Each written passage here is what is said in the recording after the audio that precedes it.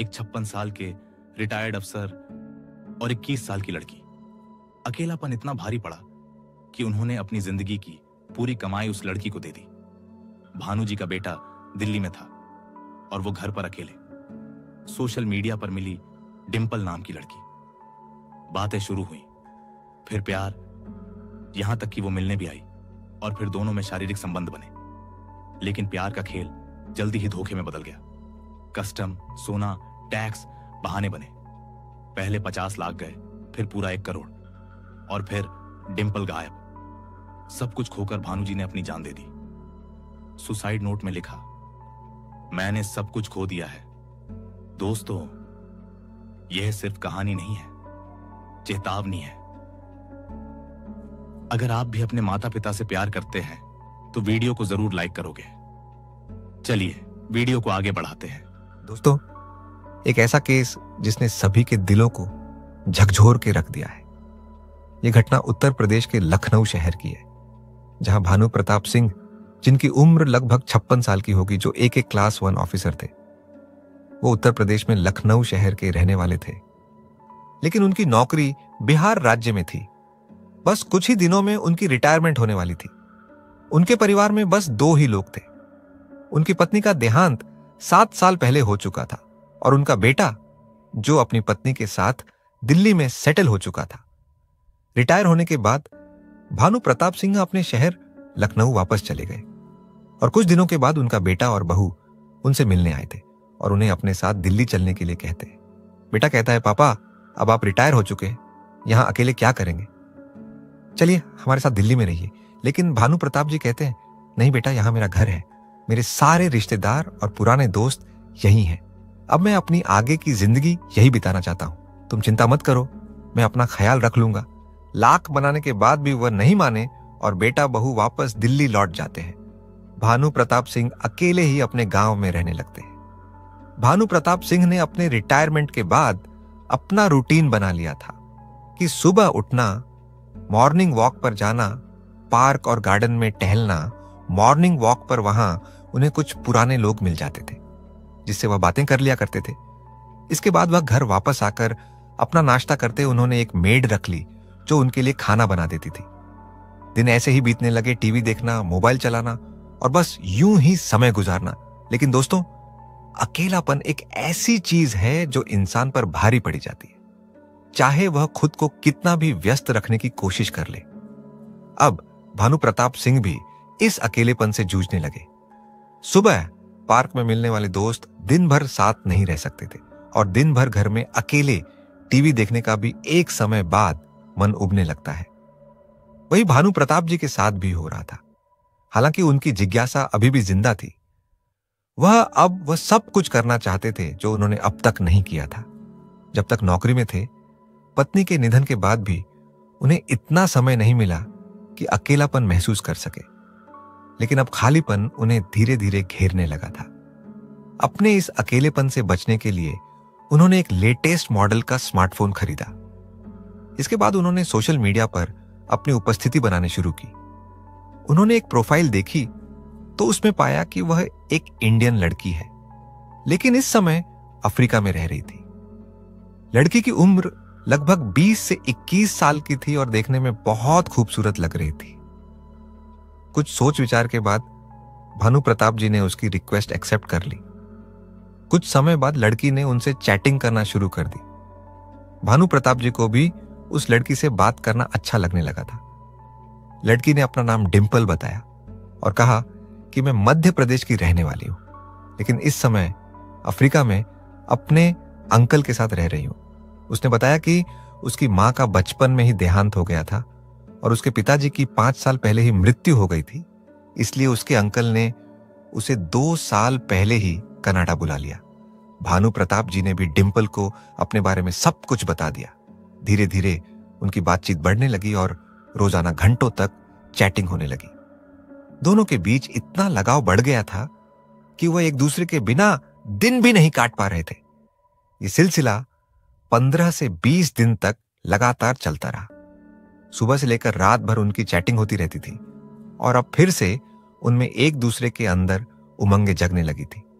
फिर भूल गए कि वह 56 साल के हो चुके हैं और अब वह बुजुर्ग है। डिंपल की तारीफ करते हुए भानु प्रताप जी मन ही मन उसे चाहने लगे थे, लेकिन वह जानते थे कि डिंपल उनसे बहुत छोटी है और उनकी उम्र का फैसला काफी बड़ा है। इसीलिए उन्होंने अपनी भावनाओं को दबा लिया। कुछ और दिन बीते तो एक दिन डिंपल ने भानु प्रताप सिन्हा को बताया कि उसे एक जरूरी काम के सिलसिले में इंडिया आना है। यह बात सुनकर भानु प्रताप जी की खुशी का ठिकाना नहीं रहा। डिंपल से उन्होंने कहा, जब भी तुम इंडिया आओ तो मुझसे जरूर मिलना। इस पर डिंपल ने मुस्कुराते हुए जवाब दिया, ऐसा कैसे हो सकता है कि मैं इंडिया आऊं और आपसे ना मिलूं? अब इंडिया में मेरा आपके सिवा और कोई नहीं है। एक हफ्ते बाद डिंपल की टिकट बुक हो गई और वह इंडिया आ गई। उसने भानु प्रताप सिंह को बताया कि पहले उसे कुछ काम निपटाना है, फिर वापसी में लखनऊ आकर उनसे मिलेगी। अब भानु प्रताप जी डिंपल का बेसब्री से इंतजार कर रहे थे। 3 दिन बाद डिंपल का फोन आया कि मैं लखनऊ पहुंच चुकी हूं। भानु प्रताप जी डिंपल को लेने स्टेशन पहुंच गए। डिंपल को सामने देखकर उनका दिल तेजी से धड़कने लगा। डिंपल करीब आई और उन्हें गले से लगा लिया। भानु प्रताप जी के लिए एक नया और बहुत खुशी देने वाला पल था। भानु प्रताप सिंह ने डिंपल को अपने घर ले आए, जहां उन्होंने लंबी बातें की।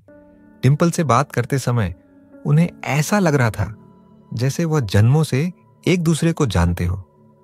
रात के खाने के बाद भानु प्रताप सिंह अपने दिल की बात दिल में नहीं रख पाए और डिंपल से बोले, डिंपल, मुझे नहीं पता कि जो मैं कहने जा रहा हूं वो सही है या नहीं, लेकिन मैं अपने दिल की बात कहे बिना नहीं रह सकता। तुम्हें इसे स्वीकार करने या ठुकराने का पूरा हक है।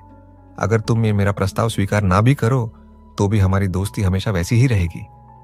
अब डिंपल मुस्कुराई और बोली, आप चिंता ना करें, मैं आपकी दोस्त हूं और हमेशा रहूंगी। अब भानु प्रताप जी ने हिम्मत करते हुए कहा, डिंपल, मुझे तुम बहुत अच्छी लगती हो। मैं तुमसे प्यार करने लगा हूं और मैं तुम्हारे बिना नहीं रह सकता। मेरी उम्र 56 साल है और तुम मात्र 21 साल की हो। यह सुनकर डिंपल की आंखों में भी आंसू आ गए। वो उठकर भानु प्रताप जी के पास आई, उनके दोनों हाथ पकड़कर बोली, भानु जी, मैं भी आपसे बहुत प्यार करती हूं, लेकिन हमारी उम्र का अंतर मुझे रोक रहा था। मुझे समाज की चिंता थी। लोग क्या कहेंगे? हमारे रिश्ते को क्या नाम देंगे? भानु प्रताप सिंह ने जवाब दिया, डिंपल, अगर तुम्हें इस रिश्ते से कोई समस्या नहीं है तो मैं तुम्हारे लिए, हमारे प्यार के लिए पूरी दुनिया से लड़ने के लिए तैयार हूं। डिंपल ने मुस्कुराते हुए कहा, मुझे कोई समस्या नहीं है। मुझे आपके साथ रहना है। समाज की परवाह मुझे नहीं है। यह हमारी जिंदगी है और हम इसे अपने तरीके से जिएंगे। दोनों के बीच इस बात पर सहमति हो गई। उस रात डिंपल भानु प्रताप सिंह के साथ मिलकर संबंध बनाने लगी। अगले 3 दिन डिंपल उनके जो प्रेमी प्रेमिका या पतिप के बीच होता है। 3 दिन बाद डिंपल दिल्ली के लिए रवाना हुई।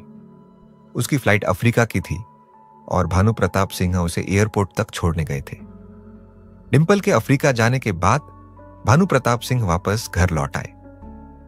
15 से 20 दिन तक भानु प्रताप सिंह और डिंपल की फोन पर बातचीत होती रही। फिर अचानक से डिंपल के मैसेज कॉल सब बंद हो गए। अब भानु प्रताप किसी भी तरह से डिंपल से संपर्क नहीं कर पा रहे थे। 15 से 20 दिन बीत गए और भानु प्रताप सिंह बहुत परेशान और घबरा गए। उन्हें समझ नहीं आ रहा था कि डिंपल तक कैसे पहुंचा जाए। फिर 21वें दिन डिंपल का मैसेज आया, जिसे देखकर भानु प्रताप सिन्हा खुशी से उछल पड़े। उन्होंने डिंपल से तुरंत ढेर सारे सवाल पूछे और बोले, कहां थी? क्या हुआ? क्यों बात नहीं हो रही थी? हमारी तुम ठीक हो ना? अब डिंपल ने जवाब दिया, भानु जी, मेरे अंकल को हार्ट अटैक आ गया था और वह अस्पताल में भर्ती थे। उनका इलाज चल रहा था और इसी वजह से मैं आपसे संपर्क नहीं कर पाई, लेकिन अब मेरे अंकल नहीं रहे, उनका निधन हो गया है। भानु प्रताप सिंह ने दुख जताया और डिंपल को तसल्ली दी। डिंपल ने रोते हुए कहा, यहां मेरे अंकल के सिवा कोई नहीं था और अब मैं यहां अकेली रह गई हूं। अंकल की प्रॉपर्टी काफी बड़ी है और मुझे उस पर दावा करना होगा। अगर मैंने ऐसा नहीं किया तो वह प्रॉपर्टी सरकार के अंडर में चली जाएगी। भानु प्रताप सिंह ने कहा, तो इसमें दिक्कत क्या है? तुम दावा पेश कर दो। डिंपल ने जवाब दिया, इसके लिए मुझे फिर से इंडिया आना होगा और कुछ दस्तावेज लाकर यहां सबमिट करने होंगे, तभी मैं इस प्रॉपर्टी पर दावा कर पाऊंगी। भानु प्रताप ने सहमति जताई, तुम आ जाओ। मैं तुम्हारे साथ रहूंगा और हर तरह से मदद करूंगा। अगले हफ्ते डिंपल के आने का दिन तय हो गया। भानु प्रताप सिंह दिल्ली एयरपोर्ट पर उसे लेने पहुंच गए। फ्लाइट आने के बाद 1 घंटा बीत गया, लेकिन डिंपल बाहर नहीं आए। परेशान होकर भानु प्रताप सिंह एयरपोर्ट से बाहर निकले और पास के एक होटल में ठहर गए। कुछ समय बाद उनके फोन पर एक अननोन नंबर से कॉल आया। भानु प्रताप ने कॉल रिसीव किया और दूसरी ओर से डिंपल की आवाज आई। डिंपल ने कहा, भानु प्रताप जी, मैं एयरपोर्ट पर तो आ गई थी, लेकिन कस्टम वालों ने मुझे रोक लिया। मैं अपने साथ काफी सारा गोल्ड लेकर आई थी अपने अंकल का, क्योंकि घर पर कोई नहीं था। मुझे डर था कि चोरी हो सकती है, इसीलिए सारा गोल्ड साथ ले आई। लेकिन मुझे यह जानकारी नहीं थी कि हम कितनी मात्रा में गोल्ड ला सकते हैं। अब कस्टम वालों ने मुझे रोक लिया है। भानु प्रताप सिंह ने उसे दिलासा देते हुए कहा, तुम घबराओ मत, मैं सब संभाल लूंगा। किसी अधिकारी से मेरी बात करवाओ। डिंपल ने कस्टम अधिकारी से उनकी बात कराई। अधिकारी ने कहा, यह लिमिट से ज्यादा गोल्ड लेकर आई है और हम इसे रिलीज नहीं कर सकते। भानु प्रताप ने पूछा, फाइन कितना लगेगा? हम फाइन भरने के लिए तैयार हैं। अधिकारी ने कहा, आप 20 मिनट बाद फोन कीजिए, मैं आपको जानकारी देता हूं। फिर 20 मिनट बाद जब भानु प्रताप की बात हुई तो अधिकारी ने कहा, इन पर 50 लाख की फाइन बनती है। फाइन भरने के बाद ही हम इन्हें और इनका गोल्ड रिलीज कर पाएंगे। भानु प्रताप ने डिंपल से कहा, तुम चिंता मत करो, मैं आधे घंटे में पैसा ट्रांसफर कर देता हूं। आधे घंटे के अंदर भानु प्रताप सिंह ने 50 लाख रुपए ट्रांसफर कर दिए। कुछ देर बाद भानु प्रताप को डिंपल का एक और फोन आता है। डिंपल कहती है, सर कस्टम से तो मैं रिहा हो गई, लेकिन आपने जो 50 लाख रुपए भेजे थे उन पर यहां के अधिकारियों को शक हो रहा है। उन्होंने N4 सबमिट डायरेक्ट एड को बुला लिया है और अब मुझ पर मनी लॉन्ड्रिंग का केस लगाया जा रहा है। ये पूछ रहे हैं कि मैं इतनी जल्दी 50 लाख रुपए कहां से ले आई। भानु प्रताप को बहुत चिंता हो जाती और वो कहते हैं, तुम घबराओ मत, मैं सब संभाल लूंगा। उन अधिकारियों से मेरी बात कराओ। डिंपल अधिकारी से उनकी बात करवाती है और वह अधिकारी कहते हैं, सर इस मामले में 1 करोड़ की रकम देनी पड़ेगी, तभी हम डिंपल को छोड़ सकते हैं। भानु प्रताप डिंपल की मदद के लिए तुरंत 1 करोड़ रुपए ट्रांसफर कर देते हैं। रकम ट्रांसफर होने के बाद डिंपल को रिहा कर दिया गया और वह एयरपोर्ट से बाहर आकर भानु प्रताप से मिलती है। वो दौड़कर भानु प्रताप के गले लग जाती है और जोर जोर से रोने लगती है। भानु प्रताप उसे स्वयं बुद्धि देते हुए कहते हैं, घबराओ मत, जब तक मैं हूं तुम्हें कुछ नहीं होगा। इसके बाद वे दोनों एक साथ कार से लखनऊ पहुंचते हैं। अगले दिन डिंपल अपने सारे डॉक्यूमेंट जमा कर देती है। 2-3 दिन वहीं रुकने के बाद वे दोनों वापस दिल्ली आते हैं। फिर डिंपल अफ्रीका वापस चली जाती है और दोनों की फोन पर बातचीत चलती रहती। लेकिन 1 हफ्ते बाद डिंपल का एक और फोन आता है। वो बहुत रो रही होती है। भानु प्रताप पूछते हैं, अब क्या हुआ डिंपल, तुम क्यों रो रही हो? डिंपल बताती है कि मैंने सारे डॉक्यूमेंट सबमिट कर दिए हैं, लेकिन वहां की सरकार ने अंकल की प्रॉपर्टी की वैल्यू 15 करोड़ आकी है और अब उसे 1 करोड़ स्टैंप ड्यूटी भरने के लिए कह रहे। अगर वो ये रकम नहीं भर पाए तो प्रॉपर्टी उसके हाथ से चली जाएगी। भानु प्रताप इस बार बहुत चिंता में पड़ जाते हैं, लेकिन डिंपल का साहस बढ़ाते हुए कहते हैं, तुम चिंता मत करो, कल तक मैं पैसे का इंतजाम कर दूंगा। डिंपल भावुक होकर कहती है, आप मेरे जीवन में भगवान बनकर आए हैं। भानु प्रताप मुस्कुराते हुए कहते हैं, हमारा मिलना किस्मत का खेल है। तुम्हें मेरी जिंदगी का साथी बनाया और मुझे तुम्हारी मदद के लिए भेजा गया है। अगले दिन भानु प्रताप अपनी सारी एचडी गोल्ड और प्रॉपर्टी बेचकर मुश्किल से 70 लाख का इंतजाम कर पाते हैं। फिर भी 30 लाख की कमी रह जाती है, तो वह अपने बेटे से पैसे मांगते हैं। बेटा थोड़ा चौंकता है और पूछता है, पापा आपको इतनी बड़ी रकम की जरूरत क्यों पड़ गई, सब ठीक ना? अब भानु प्रताप गुस्से में आकर जवाब देते हैं, तुम सवाल मत करो, बस पैसे भेजो बेटा। अब रुपए लाख ट्रांसफर कर देता है। इस तरह भानु प्रताप डिंपल के अकाउंट में 1 करोड़ ट्रांसफर कर देते हैं। पैसे ट्रांसफर करने के बाद अचानक डिंपल के सभी मीडिया अकाउंट्स, फोन नंबर और सभी संपर्क गायब हो जाते हैं। भानु प्रताप को कुछ समझ नहीं आता है। वे अब भी इंतजार कर रहे थे कि डिंपल का कोई मैसेज या फोन आएगा, लेकिन उन्हें यह एहसास नहीं हुआ कि उनके साथ एक बड़ा स्कैम हो चुका है। दोस्तों, भानु प्रताप जी एक ऐसे इंसान थे जिसे ना केवल इमोशनल फ्रॉड का शिकार बनाया गया, बल्कि उनकी पूरी आर्थिक स्थिति भी तबाह कर दी गई। भानु प्रताप सिन्हा के साथ एक बड़ा धोखा हुआ। उनके जज्बातों से खेला गया और करोड़ों रुपए लूट लिए गए। जब उन्हें इस बात का एहसास हुआ कि वह लूट चुके हैं, तब तक 5 से 6 दिन बीत चुके थे। वो डिंपल से कांटेक्ट करने की कोशिश करते रहे, लेकिन हर तरफ से नाकाम रहे। आखिरकार उन्हें समझ आ गया कि उनके साथ एक बड़ा धोखा हुआ है। लेकिन आपको यह जानकर हैरानी होगी कि भानु प्रताप सिन्हा को रुपए खोने का गम नहीं था। सबसे ज्यादा गम उन्हें इस बात का था कि डिंपल को उन्होंने अपना दिल दे दिया था। वही उसने उनके साथ इतना बड़ा धोखा किया। ये सोचकर वह खुद को एक कमरे में बंद कर लेते हैं। 10 से 15 दिन तक जब उनके बेटे की उनसे कोई भी बात नहीं हो पाती, तो उनका बेटा तुरंत दिल्ली से लखनऊ आ जाता है। वो अपने पिता की हालत देखकर उसे तुरंत कुछ गलत अंदेशा होने लगता है। जब वह अपने पिता से पूछता है कि आखिर हुआ क्या है, तो उसके पिताजी बोले और बेटे को पूरी कहानी सुना दी। बेटा तुरंत पुलिस स्टेशन जाने की सलाह देता है, लेकिन भानु प्रताप सिंह साफ मना कर देते हैं। वो कहते हैं, पैसा गया कोई बात नहीं, मैंने अपनी जिंदगी में जो कमाया था वह अब चला गया है, लेकिन मेरे लिए डिंपल से धोखा पाना ज्यादा दर्दनाक है। लाख कहने के बावजूद भी भानु प्रताप सिंह थाने जाने के लिए तैयार नहीं होते।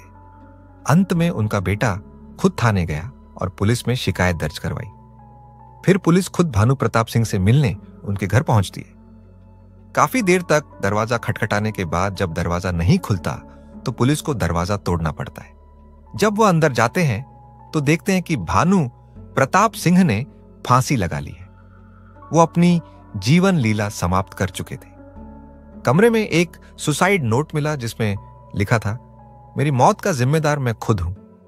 अगर मेरा बेटा FIR करता है और डिंपल पकड़ी भी जाती है, तो मेरी प्रशासन से गुजारिश है कि उस पर कोई कार्यवाही ना की जाए, क्योंकि मैं उसे बहुत प्यार करता था और अब भी करता हूं। सुसाइड नोट पढ़कर सबकी आंखों में आंसू आ जाते हैं। भानु प्रताप सिन्हा के बेटे के साथ साथ वहां मौजूद हर कोई ये सोचने पर मजबूर हो जाता है कि कैसे एक इंसान अपनी पूरी जिंदगी की कमाई और जज्बात किसी के लिए यूं ही न्योछावर कर सकता है। तो दोस्तों, इस पूरी घटना के बारे में आपकी क्या राय है, हमें कमेंट बॉक्स में जरूर बताएं। दोस्तों, मिलेंगे फिर एक नई वीडियो में। आप अपना और अपनों का ख्याल रखें। धन्यवाद।